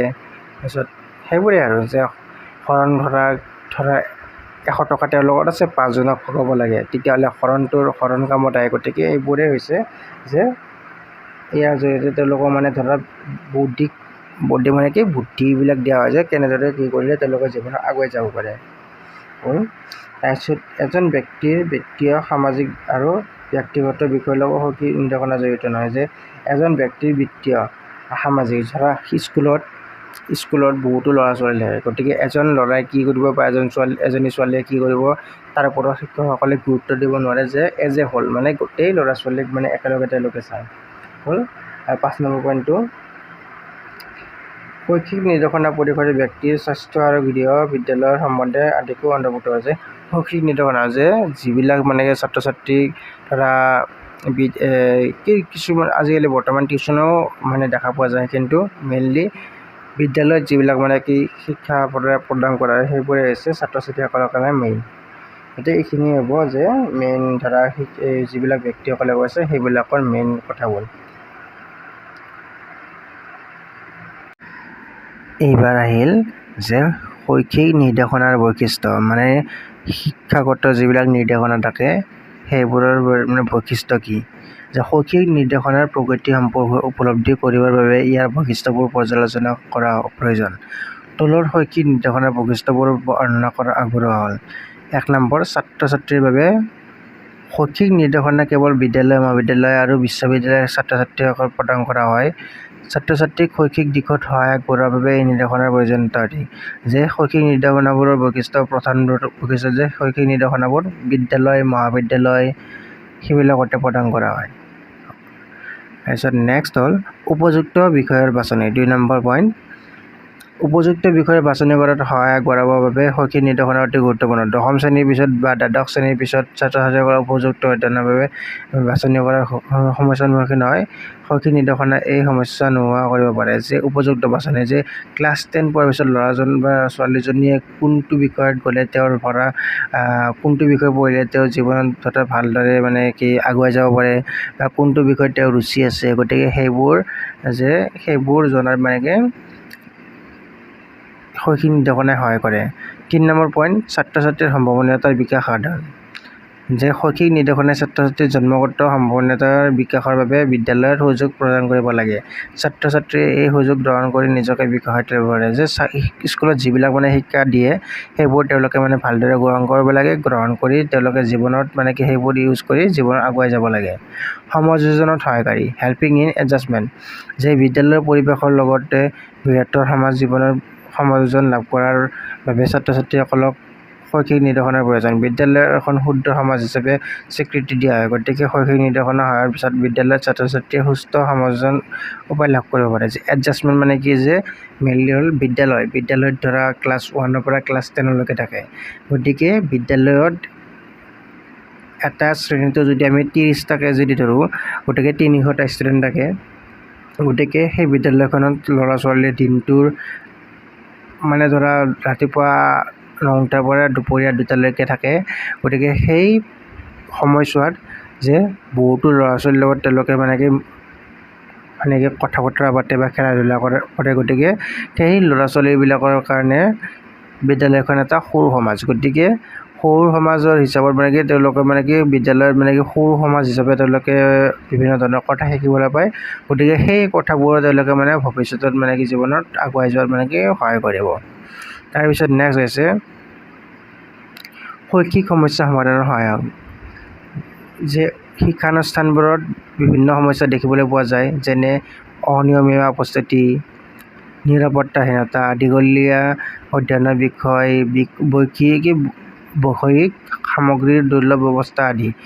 শৈক্ষিক নিৰ্দেশনাৰ সহায়ত এই সমস্যাবোৰ নিৰাময় কৰিব। গতিকে ইয়াতে কৈছে কি যে শৈক্ষিক সমস্যা সমাধানৰ সহায়ক মানে কি শিক্ষানুষ্ঠানত বিভিন্ন ধৰণৰ সমস্যা দেখা পোৱা যায়, যেনে অনিয়মতা উপস্থিতি, যে বহুতো ল'ৰা ছোৱালী ধৰা ডেইলি স্কুল নাহে বা বিভিন্ন ধৰণৰ নিৰাপত্তা ল'ৰা ছোৱালীবিলাকে কিছুমান নিৰাপত্তাহীনতাত ভোগে। তাৰপিছত দীঘলীয়া অধ্যয়নৰ বিষয়, কিছুমান ধৰা চেপ্টাৰবিলাক মানে বহুত ডাঙৰ থাকে, যিবিলাক মানে কি মানুহৰ মানে ল'ৰা ছোৱালীবিলাকৰ মানে মনত নাথাকে। তাৰোপৰি বৈষয়িক সামগ্ৰীৰ দুৰ্বল ব্যৱস্থা, যে ধৰা কিছুমান সামগ্ৰী ধৰা যিবিলাক সামগ্ৰী মানে তেওঁলোকে ধৰা স্কুলত থাকিলেও ভাল, কিন্তু সেইবোৰ মানে কি ভালদৰে ধৰা মানে কি ইউজ হোৱা নাই, গতিকে সেইবোৰ মানে কি সেইবোৰৰ জৰিয়তে মানে কি ছাত্ৰ ছাত্ৰীসকলক বিভিন্ন ধৰণৰ শিক্ষা দিয়া হয় যে তেওঁলোকে যাতে ডেইলি স্কুলত আহে, তাৰপিছত যে সকলোৱে যাতে নিৰাপত্তাত থাকিব পাৰে, তাৰপিছত দীঘলীয়া অধ্যয়ন তেওঁলোকক দীঘলীয়া অধ্যয়ন কেন্দ্ৰিত কৰি তেওঁলোকে জীৱনত আগুৱাই যাব পাৰে। গতিকে সেই সকলো কি ইয়াত বিদ্যালয়ত দি দিয়ে। সাৰ্বজনীন শৈক্ষিক নিৰ্দেশনা এক সাৰ্বজনীন প্ৰক্ৰিয়া। কেৱল মাত্ৰ সমস্যা প্ৰৱণ ছাত্ৰ ছাত্ৰীক এই নিৰ্দেশনা প্ৰদান কৰা নহয়। প্ৰতিভাশালী সাধাৰণ ছাত্ৰ-ছাত্ৰী, অনগ্ৰসৰ ছাত্ৰ-ছাত্ৰী, দৈহিকভাৱে বাধাগ্ৰস্ত, কম পৰিমাণে মানসিকভাৱে বাধাগ্ৰস্ত সকলো ছাত্ৰ-ছাত্ৰীকে শৈক্ষিক নিৰ্দেশনা প্ৰদান কৰা হয়। গতিকে সাৰ্বজনীন সকলোকে সমানভাৱে চোৱা হয়। অৰ্থাৎ কি যিবিলাক বিদ্যালয় আছে বিদ্যালয়ৰ কি ল'ৰা-ছোৱালীৰ লগত ভেদভাৱ নকৰে। গতিকে যিবিলাক মূৰ্খ ষ্টুডেণ্ট আছে বা পঢ়াত ভাল নহয়, গতিকে তেওঁলোককো সেই ছাত্ৰ-ছাত্ৰীসকলক শিক্ষকে শিক্ষা দিব লাগে। যিবিলাক ব্ৰিলিয়েণ্ট যিবিলাক একদম পঢ়াত ভাল আছে তেওঁলোককো শিক্ষা দিয়ে। গতিকে শিক্ষকে কাৰো লগত বায়াছ বা কোনো ধৰণৰ ভেদভাৱ কৰিব নোৱাৰে। গতিকে এনেদৰে তেওঁলোকক শিক্ষকসকলে শিক্ষা প্ৰদান কৰি ছাত্ৰ-ছাত্ৰীসকলক জীৱনত আগুৱাই লৈ যাব পাৰে। গতিকে তেওঁলোকে কাৰো লগত কাকো ভাগ কৰি নিদিয়ে, যেতিয়া সকলোৱে ভালদৰে শিক্ষা লাভ কৰি সকলোৱে জীৱনত আগুৱাই যাব পাৰে। সেইটোৱে তেওঁলোকৰ মূল লক্ষ্য। ছাত্ৰ-ছাত্ৰীৰ বৌদ্ধিক বিকাশ যেতিয়া ল'ৰা-ছোৱালীবিলাকে স্কুলত যায় তেওঁলোকে বিভিন্ন ধৰণৰ কথা শিকিবলৈ পায়। কাৰ লগত কেনেদৰে কথা পাতিব লাগে, কেনেদৰে কি কৰিব লাগিব পাৰে। গতিকে ছাত্ৰ-ছাত্ৰীৰ বৌদ্ধিক বিকাশত শিক্ষাই বিদ্যালয়ে গুৰুত্বপূৰ্ণ ভূমিকা পালন কৰে। হ'ব, এইকেইটা পইণ্ট কৰিলে হ'ব, তাৰ ওপৰত নালাগে আৰু কি আছে চাই লওঁ। শৈক্ষিক নিৰ্দেশনাৰ প্ৰয়োজনীয়তা আৰু গুৰুত্ব। যে শৈক্ষিক নিৰ্দেশনা কিহৰ কাৰণে প্ৰয়োজন আৰু কিহৰ কাৰণে সেইটোৰ গুৰুত্ব আছে এতিয়া পঢ়িম। যে ছাত্ৰ-ছাত্ৰীসকলৰ সৰ্বাংগীন বিকাশ আৰু সাধাৰণভাৱে শিক্ষা ব্যৱস্থাৰ উৎকৰ্ষ সাধনৰ বাবে শৈক্ষিক নিৰ্দেশনাৰ প্ৰয়োজন। তলত শৈক্ষিক নিৰ্দেশনাৰ প্ৰয়োজনীয়তাৰ বিভিন্ন দিশবোৰ আলোচনা কৰা হ'ল। ব্যক্তিগত পাৰ্থক্য। যদি ছাত্ৰ-ছাত্ৰীসকলৰ মাজত ব্যক্তিগত পাৰ্থক্য নাথাকিলেহেঁতেন তেন্তে নিৰ্দেশনা সেৱাৰ প্ৰয়োজনীয়তাৰ বিষয়ে উপস্থাপন নহ'লহেঁতেন। নিৰ্দেশনা প্ৰয়োজনীয় কিয়নো বৌদ্ধিক সামৰ্থ্য, আগ্ৰহ, অভিৰুচন তথা আকাংক্ষা পৰ্যায়ৰ ক্ষেত্ৰত ব্যক্তিসকলৰ মাজত পাৰ্থক্য আছে। ছাত্ৰ-ছাত্ৰীৰ প্ৰয়োজনীয়তা পূৰণৰ বাবে সেয়েহে বিদ্যালয়ত শৈক্ষিক নিৰ্দেশনাৰ প্ৰয়োজন। আমাৰ শিক্ষা ব্যৱস্থাত এক প্ৰধান আসোঁৱাহ হ'ল যে ছাত্ৰ-ছাত্ৰীৰ প্ৰতিভাবোৰ উপযুক্তভাৱে ব্যৱহাৰ কৰা নহয়। ব্যক্তিসকলৰ অভিক্ষমতা, দক্ষতা তথা আগ্ৰহৰ ভিত্তিত শিক্ষা পৰিকল্পনা কৰা নহয়। পিতৃ-মাতৃয়ে নিজৰ শিশুৰ দক্ষতা উপলব্ধি নকৰাকৈ এনে কেতবোৰ বিষয়ৰ শিক্ষা লাভ কৰাত বাধ্য কৰায় যিবোৰ সিহঁতে ভৱিষ্যতে জীৱনত সুন্দৰ কৰি তুলিব। এই ক্ষেত্ৰত নিৰ্দিষ্ট বিষয় অধ্যয়নৰ বাবে শিশুৰ সামৰ্থ্য আছে নে নাই সেয়া তেওঁলোকে বিচাৰ নকৰে। উচ্চ আকাংক্ষা আৰু কৰ্ম সামৰ্থ্য তথা কম আকাংক্ষা আৰু উচ্চ সামৰ্থ্যই সদায় অনুপযুক্ত বাছনিত সহায় কৰে। গতিকে ছাত্ৰ-ছাত্ৰীসকলক সিহঁতৰ ব্যক্তিগত পাৰ্থক্যৰ ভিত্তিতহে শৈক্ষিক নিৰ্দেশনা প্ৰদান কৰা প্ৰয়োজন। ভিন্ন প্ৰকৃতি আৰু সামৰ্থ্যৰ ছাত্ৰ-ছাত্ৰীসকলক শিক্ষা প্ৰদান কৰিবৰ বাবে শিশুৰ প্ৰকৃতিৰ ওপৰত ভিত্তি কৰি বিদ্যালয়ৰ কাৰ্যসূচীৰ উন্নীতকৰণ কৰিব লাগে। গতিকে ইয়াতে কৈছে যে ব্যক্তিৰ পাৰ্থক্য, সকলো ল'ৰা-ছোৱালী একে নহয়, সকলোৰে বুজাৰ ক্ষমতাটো একে নহয়। কিছুমান যিবিলাক ৰোল নম্বৰ 1-2 ল'ৰা-ছোৱালী ক্লাছত ৰোল নম্বৰ 1-2 থাকে, তেওঁলোকৰ বুজাৰ ক্ষমতাটো বেছি বা মুখস্থ কৌশল কৰা বিদ্যাটো বেছি, গতিকে তেওঁলোকে ৰোল নম্বৰ 1-2 হয়।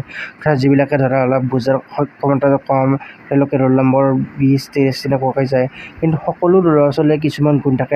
কিছুমানে যিবিলাকে পঢ়াৰ ভাল তেওঁলোকে পঢ়াৰ ভাল হ'ল, কিন্তু খেলা-ধূলা তেওঁলোকে অলপ কমো থাকিব পাৰে। গতিকে যিবিলাক ল'ৰা-ছোৱালীয়ে পঢ়াত ভাল নহয় তেওঁলোকৰ অন্য কিছুমান স্ক'প আছে, খেলা-ধূলা কৰা, তাৰপিছত তেওঁলোকে নাচ-গান কৰা। গতিকে ছাত্ৰ-ছাত্ৰীসকলে যিটো বিষয়ত তেওঁলোকে ভাল পায় সেইটো বিষয়তে দিব লাগে তেওঁলোকক, তেতিয়াহে তেওঁলোকে ব্যক্তিগত বিকাশ সাধন কৰিব পাৰে। উদাহৰণস্বৰূপে ক্লাছ 10 পাছ কৰাৰ পিছত ল'ৰাজনে আৰ্টছ লৈ তেওঁ শিক্ষকতা কৰিম বুলি ভাবিছে, কিন্তু ঘৰৰ পৰা তেওঁ ফ'ৰ্চ কৰি ডক্তৰ হ'বলৈ কাৰণে তেওঁ ছায়েন্সত দিলে। গতিকে তেওঁ যিটো মগজু তেওঁক ভালদৰে কথাবোৰ ঢুকি নাপাব, ফলস্বৰূপে তেওঁ সেই কামটোত তেওঁ বাধাৰ বিঘিনিৰ সৃষ্টি হ'ব। গতিকে ল'ৰা-ছোৱালীবিলাকে যিবিলাক কাম ভাল পায় সেইবিলাকহে তেওঁলোকক দিব লাগে। তাৰপিছত 2 নম্বৰ হ'ল অপচয় আৰু অউন্নয়নৰ সমস্যা সমাধান।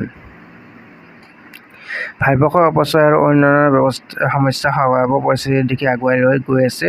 সাধাৰণতে বেছিভাগ অপচয় প্ৰাথমিক শিক্ষা স্তৰতে দেখিবলৈ পোৱা যায়। প্ৰাথমিক বিদ্যালয়ত সাধন কৰিব পৰা যায়। বিদ্যালয়ৰ শিক্ষকসকলে নিৰ্দিষ্ট সীমাৰ ভিতৰত শিক্ষাৰ লক্ষ্যৰ উদ্দেশ্যত উপনীত হ'বৰ বাবে সহায় আগবঢ়াব লাগে। ঠিক আছে, এইটো স্কিপ কৰা আছে।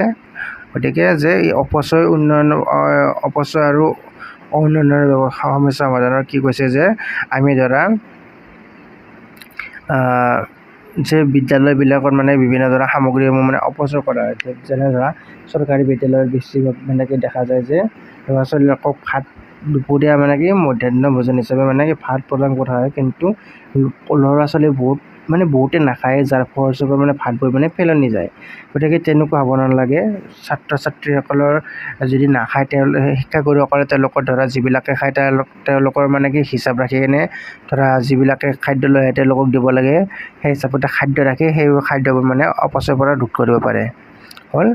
তাৰপিছত নেক্সট হৈছে জ্ঞানৰ বিস্ফোৰণ বা বিদ্যালয়ত আগবঢ়োৱা বিভিন্ন বিষয়ৰ বৃদ্ধিকৰণ। বৰ্তমান সময়ছোৱাক জ্ঞানৰ বিস্ফোৰণ সময় বুলি কোৱা হয়। জ্ঞানৰ পৰিসৰ বৃদ্ধিৰ ফলস্বৰূপে অধ্যয়ন বিষয়ৰ সংখ্যা বৃদ্ধি পাইছে, কিন্তু ছাত্ৰ ছাত্ৰীৰ বাবে এইটো সম্ভৱ নহয় যে সিহঁতে সকলোবোৰ বিষয় অধ্যয়ন কৰিব। গতিকে বহুতো বিষয়ৰ মাজৰ পৰা নিজে পচন্দৰ বাছনি কৰাৰ ক্ষেত্ৰত ছাত্ৰ ছাত্ৰীসকলে সমস্যাৰ সন্মুখীন হোৱা দেখিবলৈ পোৱা যায়। সেয়ে শিক্ষানুষ্ঠানবোৰত বৰ্তমান সময়ত শৈক্ষিক নিৰ্দেশনা আৰু প্ৰদান কৰাটো বাধ্যতামূলক হৈ পৰিছে, যাৰ জৰিয়তে ছাত্ৰ ছাত্ৰীসকলে অধিক সহজতে নিজৰ পচন্দৰ বিষয়টো বাছনি কৰিবলৈ সক্ষম হৈ থাকিব। গতিকে ইয়াতে আহিছে যে বিষয় বাছনি মানে কি যে ক্লাছ 8লৈকে ল'ৰা ছোৱালী সকলোৰে ছাবজেক্ট চেম থাকে, কিন্তু যেতিয়া 9 পাই যায় ল'ৰা ছোৱালীবিলাকৰ ছাবজেক্ট কিছুমান সলনি হয়। যেনে ধৰা অসমীয়া, গণিত, ইংলিছ সেইবিলাকতো চেম ৰাখিব, কিন্তু যিবিলাক ইলেক্টিভ ছাবজেক্ট কিছুমানে ধৰা ডেন্সিং লয়, কিছুমানে ধৰা আৰু বহুত কিবা আছে, আৰু কিছুমানে হিন্দী লয়। গতিকে যিটো ছাবজেক্টৰ মানে ছাত্ৰ ছাত্ৰীসকলে বেছি ভাল পায় তেওঁলোকক সেই হিচাপে মানে শিক্ষা প্ৰদান কৰা হয়, যাতে সেইবোৰ শিক্ষা লাভ কৰি তেওঁলোকে জীৱনত আগুৱাই যাব পাৰে। হ'ল। এইখিনি মূল ইম্পৰ্টেণ্ট আছে, তাৰপিছত এইফালে আৰু নাই।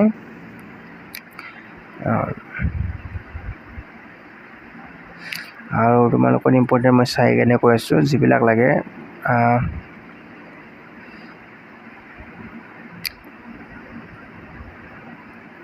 শৈক্ষিক নিৰ্দেশনাৰ উদ্দেশ্যবোৰ যে কৈছে যে ছাত্ৰ ছাত্ৰীৰ ভৱিষ্যত বিদ্যালয় সম্ভাৱনীয়তা আৰু বাঞ্ছনীয়তাৰ তথ্য লাভ কৰাত সহায় কৰা, বিভিন্ন প্ৰকাৰৰ বিদ্যালয়ৰ উদ্দেশ্য আৰু কাৰ্যাৱলী বিচাৰ কৰাত ছাত্ৰ ছাত্ৰীক সহায় কৰা, এইবিলাক উদ্দেশ্য পৰে। গতিকে 2টা পইণ্ট কৈ দিওঁ, তোমালোকে সেইখিনি মনত ৰাখিলে হ'ব। ভাৰতীয় প্ৰেক্ষাপটত দেখা যায় যে 5ম শ্ৰেণী, 8ম শ্ৰেণী, 10ম শ্ৰেণী, দ্বাদশ শ্ৰেণীত উত্তীৰ্ণ হোৱা পিছত ছাত্ৰ ছাত্ৰীসকলে নতুন শিক্ষানুষ্ঠানত নামভৰ্তিৰ ক্ষেত্ৰত সমস্যাৰ সন্মুখীন হয়। এই সমস্যাটো দেখা শুনাত সহজ যেন লাগিলেও ই এক জটিল গুৰুত্বপূৰ্ণ সমস্যা। কিয়নো বিদ্যালয় মহাবিদ্যালয় বাছনি নিৰ্বাচন কৰাত যদি ছাত্ৰ ছাত্ৰীয়ে ভুল কৰে, তেন্তে ইয়াৰ ভৱিষ্যত জীৱনৰ উচ্চ শিক্ষা লাভত বিৰূপ প্ৰভাৱ পেলাব। ছাত্ৰ ছাত্ৰীয়ে ভুল কৰে তেন্তে ইয়ে তাৰ ভৱিষ্যতৰ জীৱনৰ উচ্চ শিক্ষা লাভৰ বিৰূপ প্ৰভাৱ পেলাব। সেয়ে সেই ক্ষেত্ৰত শৈক্ষিক নিৰ্দেশনাৰ এক উদ্দেশ্য হ'ল যে ছাত্ৰ ছাত্ৰীক ভাল ভৱিষ্যতে বিদ্যালয়ৰ সম্ভাৱনা সম্বন্ধে জ্ঞান প্ৰদান কৰা। যে ছাত্ৰই ভৱিষ্যতে বিদ্যালয়ৰ সম্ভাৱনা আৰু বাঞ্ছনীয় তথ্য লাভত সহায় কৰা মানে কি যে ছাত্ৰ ছাত্ৰীসকলে ধৰা আমাৰ বৰ্তমান ক্লাছ 5ৰ যেতিয়া ষ্টুডেণ্ট এটা উঠে, ক্লাছ 6লৈকে যাব লগা হ'লে তেওঁ বেলেগ এখন স্কুলত যাব লগা হয়, আৰু ক্লাছ 8 পাছ কৰাৰ পিছত 9 হ'লে মানে কি বেলেগ স্কুলত যাব লগা হয়। তাৰপিছত 10 পাছ কৰাৰ পিছত কোনখন কলেজত যাব বা কোনখন স্কুলত যাব সেইবিলাকৰ মানে কি তেওঁলোকৰ পচন্দৰ ওপৰত কথা আহি পৰে। গতিকে তেওঁ যদি ভাল এখন কলেজ চিলেক্ট নকৰে বা স্কুল চিলেক্ট নকৰে, তেওঁৰ জীৱনটোত মানে বিভিন্ন ধৰণৰ সমস্যা আহিব পাৰে। কিন্তু যদি ভাল এখন কলেজ ধৰা তেওঁ চিলেক্ট নকৰাৰ ফলস্বৰূপে তেওঁ ধৰা সেই বিভিন্ন ধৰণৰ সমস্যাৰ ভোগে ধৰা তেওঁক ধৰা ভালদৰে যেতিয়া ক্লাছবোৰ কৰিব নোৱাৰিব বা বুজি নাপাব, তেতিয়া তেওঁৰ জীৱনত ধৰা বিভিন্ন ধৰণৰ সমস্যা হ'ব। ধৰা তেওঁ বুজি নাপালে ধৰা সেইবোৰ মানে তেওঁ ব্যক্তিগত জীৱনত প্ৰয়োগ কৰিব নোৱাৰিব। গতিকে তেওঁৰ জীৱনটোত মানে বিভিন্ন ধৰণৰ সমস্যা আহিব পাৰিব। গতিকে ছাত্ৰ ছাত্ৰীসকলে কোনটো কলেজত বা কোনটো বিদ্যালয়ত নামভৰ্তি কৰিব, সেইবোৰ মানে কি বিদ্যালয়ত মানে কি শিকোৱা উচিত। বিভিন্ন প্ৰকাৰৰ বিদ্যালয়ৰ উদ্দেশ্য আৰু কাৰ্যাৱলী বিচাৰ কৰাত ছাত্ৰ ছাত্ৰীক সহায় কৰা। বিভিন্ন প্ৰকাৰৰ পাঠ্যক্ৰমৰ বাবে বিভিন্ন প্ৰকাৰৰ বিদ্যালয় আমাৰ সমাজত আছে, যেনে বহুমুখী বিদ্যালয়, বৃত্তিমুখী বিদ্যালয়, কৃষি বিদ্যালয় ইত্যাদি। এই সকলো প্ৰকাৰৰ বিদ্যালয়ৰ নিজস্ব লক্ষ্য আৰু কাৰ্যাৱলী আছে। ছাত্ৰ ছাত্ৰীসকলক তেওঁলোকৰ মানসিক সামৰ্থ্য আগ্ৰহৰ ভিত্তিত এই বিদ্যালয়বোৰত নামভৰ্তি কৰোৱা হয়। এই ক্ষেত্ৰত শৈক্ষিক নিৰ্দেশনাৰ লক্ষ্য হ'ল ছাত্ৰ ছাত্ৰীসকলক সেই বিদ্যালয়বোৰৰ কাৰ্যালয় আৰু উদ্দেশ্য সম্বন্ধে জ্ঞান প্ৰদান কৰা। যে মেইন হৈছে যে আজিকালি বৰ্তমান মানে বিদ্যালয় বিভিন্ন ধৰণৰ বিদ্যালয় আছে, যেনে ধৰা বহুমুখী বিদ্যালয় ধৰা, তাৰপিছত বৃত্তিমুখী মানে কোনবিলাক কাম কৰিলে তেওঁলোকে জীৱন আগবাঢ়ি যাব পাৰে। কৃষি বিদ্যালয় কৃষি সম্বন্ধে জ্ঞান দিয়ে, গতিকে কোনটো বিষয়ত তেওঁলোকে কাম কৰিলে ধৰা তেওঁলোকে আগুৱাই যাব পাৰে, পঢ়িলে আগুৱাই যাব পাৰে, তাৰ বিষয়ে তেওঁলোকক মানে জ্ঞান দিয়া হয়, যাতে তেওঁলোকে জীৱনত আগুৱাই যাব পাৰে। হ'ব, এই দুটা পইণ্ট কৰিলে হৈ যাব। নেক্সট আছে শৈক্ষিক নিৰ্দেশনাৰ পৰিসৰ। শিক্ষা ক নম্বৰ যে শিক্ষা সকলো স্তৰ, অল ষ্টেজ অফ এডুকেশ্যন। শিক্ষানুষ্ঠানৰ প্ৰসংগ শৈক্ষিক নিৰ্দেশনাৰ প্ৰাথমিক স্তৰৰ পৰা আৰম্ভ কৰি মহাবিদ্যালয় বিশ্ববিদ্যালয় সকলো শিক্ষাস্তৰকে অন্তৰ্ভুক্ত কৰি লয়। অৰ্থাৎ শৈক্ষিক নিৰ্দেশনা কোনো নিৰ্দিষ্ট স্তৰতে প্ৰদান কৰা নহয়, ছাত্ৰ ছাত্ৰীৰ প্ৰয়োজন অনুসৰি যিকোনো স্তৰতে সিহঁতক আগবঢ়োৱা হয়। তথাপি মাধ্যমিক শিক্ষাগ্ৰস্ত এই নিৰ্দেশনাৰ প্ৰয়োজন অতি বেছি, কিয়নো এই শিক্ষাৰ পিছত ছাত্ৰ ছাত্ৰীয়ে বিদ্যালয়ৰ শিক্ষা লাভ কৰিব পৰা কোনো ভিত্তিতে নিজকে নিয়োজিত কৰিব পাৰে। যে শিক্ষাৰ সকলো স্তৰ, যে এজন ল'ৰা ছোৱালীয়ে যেতিয়া তেওঁলোকে বিদ্যালয় পাছ কৰে, বিদ্যালয় ধৰা ক্লাছ 10 পাছ কৰিলে তেওঁলোকে 11ত যায়, 11ত ধৰা নতুন এখন কলেজ পায়, কলেজখনত 11-12 পঢ়াৰ পিছত তেওঁলোকে ধৰা আৰু এখন কলেজ বেলেগত যায়, যিটো ডিগ্ৰী কৰিলে, ডিগ্ৰীৰ পিছত মাষ্টাৰ্ছ ডিগ্ৰী কৰিলে, তেনেদৰে তেওঁলোকে আগুৱাই গৈ থাকে। গতিকে সেই কোনবোৰ মানে কি তেওঁলোকে মানে ধৰা বিদ্যালয়ত ধৰা যিবিলাক মানে স্তৰ ধৰা যিবিলাক বুজায়, গতিকে তেওঁলোকে মানে কি সেইবোৰ মানে ভালদৰে মনত ৰাখিব লাগে। গতিকে সেইবোৰ তেওঁলোকে ধৰা পঢ়ি কিনে জীৱনত আগুৱাই যাব পাৰে। আৰু তাৰোপৰি ধৰা বিভিন্ন ধৰণৰ বৃত্তি, যেনে ধৰা কিছুমান যিবিলাক তেওঁলোকে ধৰা শিক্ষা মানে তেওঁলোকৰ পাঠ্যক্ৰম কিছুমান ধৰা ভাল জব পাবলৈ হ'লে ধৰা মাষ্টাৰ্ছ ডিগ্ৰীত আছে যে লাইফ স্কিলছ বুলি তেনেকুৱাকৈ কিছুমান কিতাপ দিয়ে, য'ত মানে তেওঁলোকে ধৰা কেনেদৰে ইণ্টাৰভিউ দিব লাগে, কেনেদৰে ধৰা ইণ্টাৰভিউৰ লগত কথা পাতিব লাগে, তাৰপিছত কোনবোৰ জব বিচাৰিব লাগে, সেইবোৰৰ কথা মানে আছে। গতিকে কেনেদৰে তেওঁলোকে ভালদৰে এটা জব পাব পাৰে তাৰ বিষয়ে মানে তাত লিখা থাকে সকলো ছাত্ৰ ছাত্ৰীয়ে। নেক্সট পইণ্ট, শৈক্ষিক নিৰ্দেশনাই সকলো ছাত্ৰ ছাত্ৰীক সামৰি লয়। বহুতো এটা ভ্ৰান্ত আছে যে কেৱল সমস্যা প্ৰৱণ ছাত্ৰ ছাত্ৰীক এই নিৰ্দেশনা প্ৰদান কৰা হয়, কিন্তু এয়া সত্য নহয়। সকলো প্ৰকাৰৰ ছাত্ৰ ছাত্ৰী, যেনে প্ৰতিভাশালী, সাধাৰণ, অনগ্ৰসৰ, বাধাগ্ৰস্ত, শাৰীৰিক আৰু মানসিক সকলোবোৰে শিক্ষা প্ৰদান কৰা হয়। গতিকে কৈছে কি যে সকলো ল'ৰা ছোৱালী যেনে ধৰা যিবিলাক মানে নীতি নিৰ্দেশনা দিয়া হয় সেইবিলাক কেৱল ভাল ল'ৰা ছোৱালী বুলিও কথা নাই, সকলোকে প্ৰদান কৰা হয়, যাতে তেওঁলোকে ধৰা জীৱন আগুৱাই গৈ তেওঁলোকে কাম কৰি কিনে ধৰা সমাজত এটা ভাল ব্যক্তি হিচাপে পৰিচালিত হ'ব পাৰে। দুখীয়া হওক বা ধৰা যিবিলাক মানসিকভাৱে অসুস্থ হওক বা শাৰীৰিকভাৱে অসুস্থ হওক, সেইবোৰৰ সকলোকে মানে ভালদৰে শিক্ষা প্ৰদান কৰে, যাতে সকলোৱে মানে কি একলগ মানে কি তেওঁলোকে মানে জীৱন আগুৱাই যাব পাৰে। আৰু নেক্সট পইণ্ট আৰু লাষ্ট পইণ্ট, এইটোৱে তোমালোকৰ লাষ্ট পইণ্ট বুলি কৈ দিলোঁ মই, কাৰণ ইয়াতকৈ আৰু ভিডিঅ'টো বহুত অলৰেডি মানে দীঘল হৈ গ'ল। গতিকে এইখিনি লাষ্ট, এইখিনি পঢ়িলে তোমালোকে এইখিনি পঢ়িলে হৈ যাব যে ছাত্ৰ ছাত্ৰী সকলোবোৰ শৈক্ষিক সমস্যা সমাধানৰ বাবে শৈক্ষিক নিৰ্দেশনাই সহায় আগবঢ়ায়। শিক্ষাৰ লক্ষ্য উদ্দেশ্য, পাঠ্যক্ৰম, শিক্ষানুষ্ঠান, শিক্ষাদান পদ্ধতি, অনুশাসন, শিক্ষকৰ ভূমিকা, পাঠ্যক্ৰমিক কাৰ্যসূচী, শৈক্ষিক কৃতিত্ব, শিক্ষকৰ লগত ছাত্ৰৰ সম্বন্ধ, পঠন অভ্যাস, শ্ৰেণীকোঠাত সমালোচন, দুৰ্বল গৃহ পৰিৱেশ আদিৰ লগত জড়িত সকলো সমস্যা সমাধান কৰাত এই নিৰ্দেশনাই ছাত্ৰ ছাত্ৰীসকলক সহায় কৰে আৰু সিহঁতৰ সামগ্ৰিক বিকাশত বৰঙণি কৰে। যে শৈক্ষিক সকলো সমস্যা, যেনে ছাত্ৰ ছাত্ৰীবোৰক শৈক্ষিক সমস্যা সমাধানৰ বাবে শৈক্ষিক নিৰ্দেশনা আগবঢ়াইছে, যে যিবোৰ সমস্যা আছে পৰিৱেশ ধৰা, সমাজত যিবিলাক ধৰা এজন দুখীয়া মানুহ ধৰা পইচাৰ অভাৱত আছে, সেই দুখীয়া মানুহজনক কিছু পৰিমাণে হ'লে তেওঁলোকে পইচা যোগান ধৰি তেওঁক সহায় কৰা, বা এজন ব্যক্তিয়ে ৰাস্তা পাৰ হ'ব পৰা নাই, তেওঁলোকক মানে ৰাস্তা পাৰ কৰাত সহায় কৰা। গতিকে সেইবোৰ কিছুমান মানে সমস্যা থাকে, সেই সমস্যাবোৰ তেওঁলোকে যাতে সমাধান কৰিব পাৰে তাৰ প্ৰতি মানে লক্ষ্য ৰখা হয়। তাৰ উপৰি তেওঁলোকৰ শৈক্ষিক সমস্যা বুলি ক'লে আৰু কিছুমান ক'ব পাৰি যে শ্ৰেণীকোঠাত তেওঁলোকে ভালদৰে থকা, সহপাঠীৰ লগত ভালকৈ থকা, বিদ্যালয়ত সকলোকে ধৰা সন্মান জনোৱা, ছাত্ৰ ছাত্ৰীসকলক মানে ধৰা ভালদৰে ব্যৱহাৰ কৰা, বিদ্যালয়ৰ গুৰুবিলাক মানে টিচাৰবিলাকক ভালদৰে সন্মান কৰা। গতিকে সেই সকলোবোৰ মানে আহি পৰে। গতিকে এইবোৰে হৈছে শৈক্ষিক নিৰ্দেশনাৰ পৰিসৰ। ধন্যবাদ। গতিকে আজিৰ এই ভিডিঅ'টো ইয়াতে সমাপ্ত কৰোঁ। গতিকে এক্সামো আহিল আৰু পিছত মই বাৰু বাকী চেপ্টাৰবোৰ কভাৰ কৰিম। তোমালোকৰতো 4th চেমৰ যিবিলাক আছে বৰ্তমান যোনটো 2025 দিবা তোমালোকৰতো আৰু শেষে গতিকে 26বোৰৰ কাৰণে নেক্সট অহা বছৰলৈকে এইটো চেপ্টাৰটো এইবিলাক কমপ্লিট কৰিম আৰু ভিডিঅ'টো যিবিলাক পাৰা ফ্ৰেণ্ডক শ্বেয়াৰ কৰি দিবা এক্সামৰ কাৰণে হেল্প হ'ব আৰু ইয়াত তোমালোকৰ 4th চেম বুলি নহয় 6th চেম হওক BA 6th চেম BA 2nd 3rd 1st MA 1st চেম 2nd চেম 3rd চেম সকলো যিয়ে কুৱেশ্যন নাথাকক কিয় দিব পাৰা মই ইকনমিক্সৰে হয় ষ্টুডেণ্ট গতিকে MA ইকনমিক্স হওক এডুকেশ্যন হওক পলিটিকেল চায়েন্স হওক ফিলচফি হওক সেইবোৰ দিব পাৰা BAৰো এইবোৰ ছাবজেক্টৰ ওপৰত দিব পাৰা হাই ছেকেণ্ডেৰীৰো দিব পাৰা আৰু ক্লাছ 1ৰ পৰা ক্লাছ 10লৈকে যিবিলাক ধৰা তোমাৰ ভাইটি ভণ্টি আছে সেইবিলাকৰ যদি তোমালোকৰ যদি কিবা প্ৰব্লেম ধৰা বুজি পোৱা নাই এইটো মোক ধৰা কমেণ্টত দি দিবা মই নেক্সট দিনা ভিডিঅ'টো দিবলৈ ট্ৰাই কৰিম আৰু এইটো যিটো মই দিছোঁ তোমালোকৰ BA 4th চেমৰ নিৰ্দেশনা আৰু